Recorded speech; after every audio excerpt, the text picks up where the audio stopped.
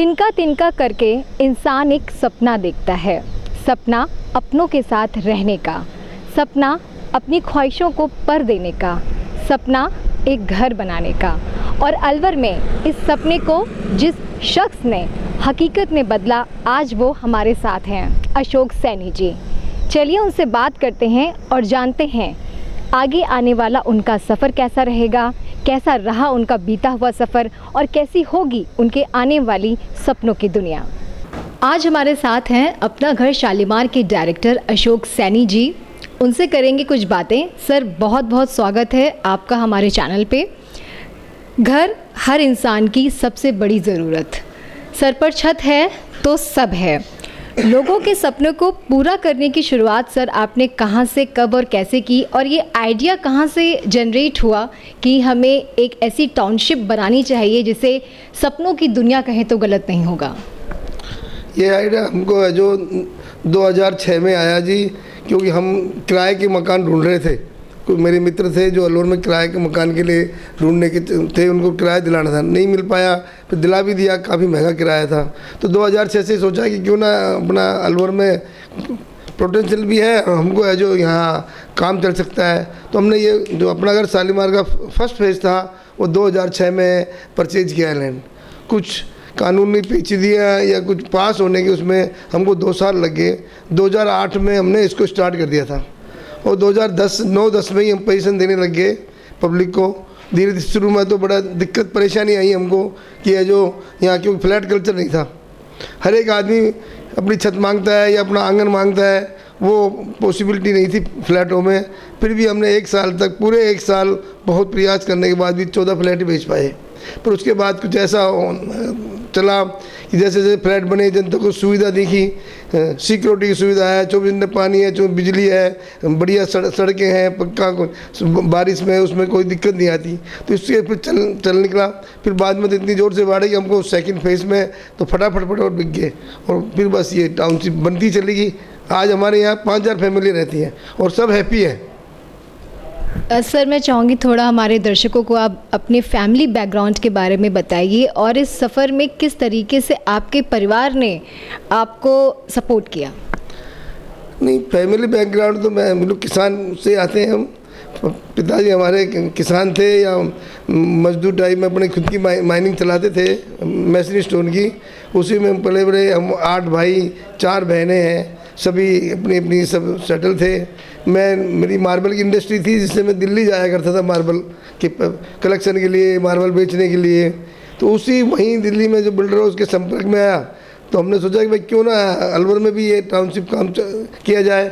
इसलिए हमने ये काम किया। फैमिली ने तो पूरा सपोर्ट किया, क्योंकि मैं लेट भी, अमेर भी, जयपुर जाना या जाना तो फैमिली को दिक्कत नहीं होती थी। बाकी तो फैमिली अब हम सब ज्वाइंट है, चल रहा है, हमारा काम बढ़िया है। सर, अपना घर शालीमार में जो फैमिलीज़ रहती हैं उन्हें किस तरह की आपकी तरफ से सुविधाएं दी जाती हैं, और इस टाउनशिप की ऐसी क्या खासियत है जो बाकी जगह से इसे रेस में अलग करती है? मैं पर्सनली हर फ्लैट वाले से परिचित हूँ और हर फ्लैट वाले की सुख दुख को अपना सुख दुख समझते हैं।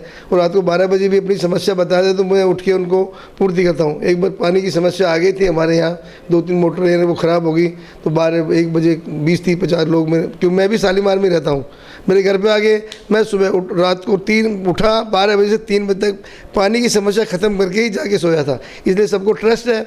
बाकी हम जैसे ओल्ड बिल्डर सपने दिखाते हैं, ऐसे सपने नहीं दिखाते। जो कहते हैं वो करके दिखाते हैं। वो ज़मीन पे हमको देते हैं, जो भी वादा किया हमने वो पूरा किया आज तक। सर, अगर मैं ये कहूँ कि बाकी बिल्डर सपने बेचते हैं, उनसे आप किस तरीके से अलग हैं? नहीं, हम तो सपने नहीं बेचते ना। हमने जो वादा किया कस्टमर से उसको हम पूरा करके देते हैं ना। भाई हमने वादा किया भाई चौड़ी सड़क है या सीसी की सड़क होगी, आपका ये सुविधा मिलेगी, आपको चुपने पानी मिलेगा, बिजली, वो पूरी करके देते हैं हम।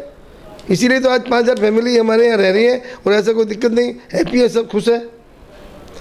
सर, कहीं भगवान बुद्ध, कहीं भीमराव अंबेडकर, तो कहीं गांधी जी की प्रतिमाएं। इनके अलावा हम ये देखते हैं शालीमार में भव्य राम मंदिर का निर्माण। 2 मंदिर, 1 मंदिर, राम जी की मूर्ति जैसे हम सब देखते हैं आमतौर पर टाउनशिप सोसाइटीज़ में ये देखने को कम मिलता है। इसके पीछे का क्या विचार आपके दिमाग में था और इस सोच के दृष्टिकोण के बारे में आप क्या कहेंगे? सोच को दृष्टिकोण, ये तो एक अपनी सनातन धर्म से जुड़ी परंपराएं हैं जिनको हम निभा रहे हैं। भाई ठीक है, हमारी जो आने वाली जनरेशन को ये क्योंकि आज की भागादौड़ी में बच्चों को पढ़ाई का इतना बोझ होते हुए वो अपनी पिछले ज्ञान महाभारत रामायण को नहीं जान पाते, ये टीवी के थ्रू देखते हैं। तो ये जब जैसे राम भगवान की मूर्ति देखेंगे या हमने सरदार वल्लभ भाई पटेल की मूर्ति दिखाई तो हमारा इंडिया का इतिहास भी जानेंगे, या पिछला अपना जो इतिहास है उनको नॉलेज होगा, पता है भाई भगवान रामचंद्र कौन हुए, कहाँ हुए। राम मंदिर तो हम जैसे उन्होंने अयोध्या में बन रहा है उसी तरह में बहुत बड़ा राम मंदिर बना रहे हैं और कोशिश करते हैं 2024 में हमारा राम मंदिर चालू हो जाएगा। सर, ये टाउनशिप लोगों को इतनी पसंद आई कि आपको इसका एक्सटेंशन भी फटाफट करना पड़ा। सर, आपके आने वाले प्रोजेक्ट्स के बारे में थोड़ा सा बताइए। एक्सटेंशन तो हम ये जब पब्लिक को हमारा डिमांड बढ़ी, यहाँ रहने लगे तो हम 2 पैसे हमने भी कमाए नहीं उनसे, इसलिए भाई हमको भी बड़ा आगे काम बढ़ा तो हम एक्सटेंशन भी कर दिया। इसके बाद में हम यहाँ से 3 किलोमीटर दूर पहले जो टाटा भट्टा हुआ करता था वहाँ पे हम 120 बीघे की टाउनशिप लेके आ रहे हैं। वो प्लॉटिंग स्कीम है और फ्लैट भी है, वो जल्दी चालू हो जाएगी। वैसे हमने प्लॉट वहाँ बेचना चालू कर दिया है क्योंकि हमारा रेरा नंबर भी वहाँ पे आ चुका है।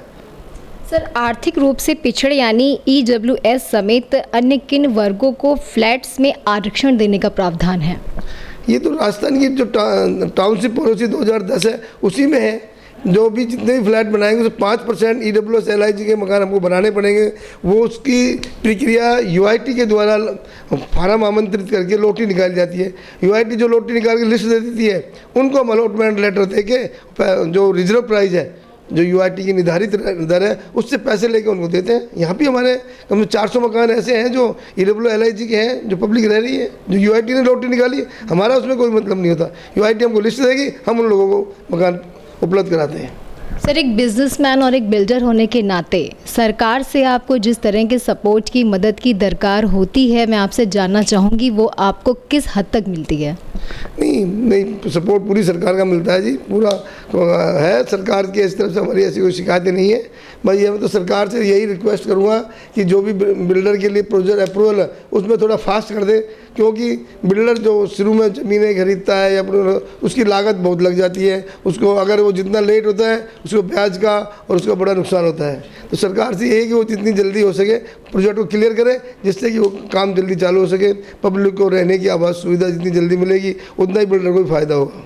सर, अब तक के आपके इतने लंबे सफ़र में आपको किन बड़ी चुनौतियों का सामना करना पड़ा? नहीं, अब ये तो बिजनेस है, बिजनेस में चुनौतियाँ तो आती रहती हैं। रोज़ कोई न कोई चुनौती आती रहती है। तो चुनौती आएगी तो उससे लड़ेंगे तो चुनौती ख़त्म भी होगी। ऐसा कोई चुनौती नहीं जो ख़त्म नहीं, चुनौती बहुत आई, धीरे धीरे सॉर्ट आउट होगी सब। सर, वैसे कि एक ऐसा बिजनेस है जिसमें प्रॉफिट और लॉस दोनों ही लगा रहता है, लेकिन इससे क्या आपको थोड़ा स्ट्रेस होता है, और अगर होता है तो उसे आप कैसे दूर करते हैं? नहीं, स्ट्रेस तो होता है, पर एक्चुअल में बिल्डर का हमारे जैसे 4 प्रोजेक्ट चल रहे हैं, नीमराना चल रहा है, भिवाड़ी चल रहा है, अल्लूर भी चल रहा है।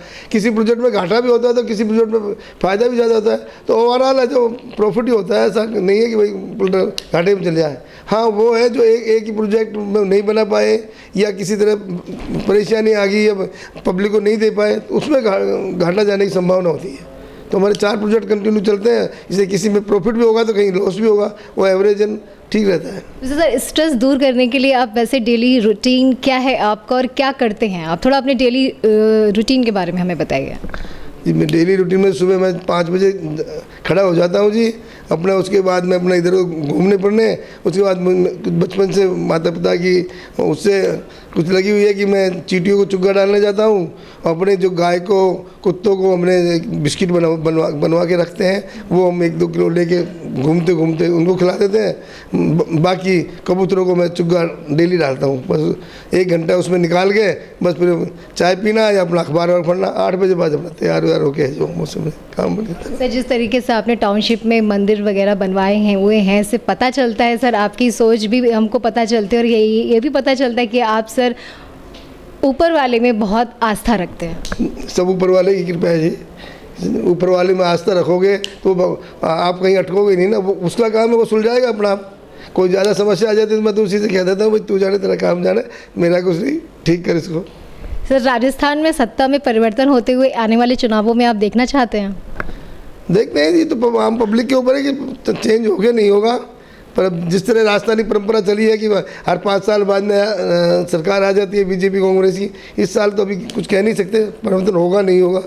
आप क्या चाहते हैं, कांग्रेस को दोबारा फिर से सत्ता में देखना चाहते हैं या चाहते हैं कि बीजेपी की वापसी हो? नहीं, मेरे चाहने से तो होगा नहीं ना, मेरे चाहने से तो न तो बीजेपी आ रही आपके चाहने से नहीं होगा, मैं आपकी राय जानना चाहती हूँ। हर एक बिजनेसमैन है जी, देखो हमारे तो बीजेपी भी उतना ही काम करती है और कांग्रेस भी उतना ही काम करती है, इसलिए मुझे ऐसा कोई फर्क नहीं पड़ा। सरकार कोई भी हो, अपनी ईमानदारी से काम करो, नियम के अनुसार काम करो, तो कोई भी सरकार हो, आपका कोई फर्क नहीं पड़ता बिल्डर को। सर, जो यंग बिल्डर्स हैं जो आपकी तरह सक्सेस होना चाहते हैं, या जो स्टूडेंट्स हैं जो सिविल इंजीनियरिंग कर रहे हैं, जो आगे चल के कॉन्ट्रैक्टर या बिल्डिंग्स बनाना चाहते हैं, उनके लिए आपका सक्सेस मंत्र क्या होगा? नहीं, उन लोगों बच्चों से यही कहूँगा कि वो जितनी मेहनत करें, छोटे से छोटे स्तर पे अपना काम चालू करें, और जितनी मेहनत करोगे, ये तो मेहनत का फील्ड है जी, बिल्डर बनेगा हुआ या रियल इस्टेट का, जितनी मेहनत करेंगे उतना ही आगे ग्रो करेगा वो, जितनी मेहनत करके आगे बढ़े जो, क्योंकि वो जब सिविल इंजीनियर कर लिया तो उसको नॉलेज तो सारी हो ही जाती है कंस्ट्रक्शन संबंधी, तो मेहनत करें, मेहनत से बढ़ता है आदमी आगे जितना बढ़ेगा। और सर, आने वाले जो आपके प्रोजेक्ट्स हैं उसमें जैसे कि अभी टाउनशिप में आपने काफ़ी सारी सुविधाएं दी हुई हैं, और आगे आप क्या विचार कर रहे हैं नए आपने प्रोजेक्ट्स में लोगों को, और क्या आप ऐसी देने वाले हैं सुविधाएं, जैसे कि जिम हो गया या क्लब्स हो गए, कुछ ऐसा आप स्टार्ट करने के सर प्लान में हैं? हाँ, पूरा क्लब हाउस बना रहे हैं ना वहाँ पे हम, पूरा क्लब हाउस में जिम भी होगा, स्पा भी होगा, अपना जो ब्लैड भी, टेबल टेनिस, ये जितने भी गेम्स हैं वो जिम के, वो अपना क्लब हाउस के अंदर होगा। पूरा बहुत बड़ी बिल्डिंग क्लब हाउस की बनाएंगे, उसमें हम पब्लिक के लिए समर्पित रहती है वो। तो सर, अयोध्या की तर्ज पर भव्य राम मंदिर का निर्माण करने का सर विचार कहाँ से आया? क्योंकि उसको देखने के बाद लोग यही कह रहे हैं पूरे अलवर में कि बिल्कुल ये अयोध्या के राम जी का मंदिर अलवर में उतर आया है।